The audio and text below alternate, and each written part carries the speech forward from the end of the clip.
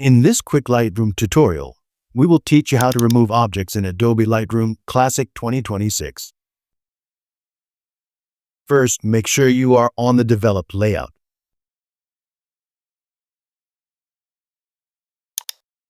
From the right, select the Eraser tool, then select the object you want to remove.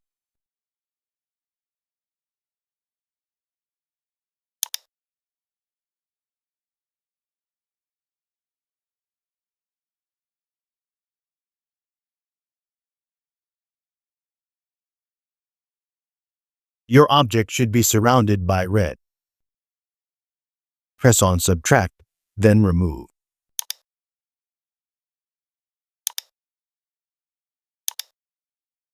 All done.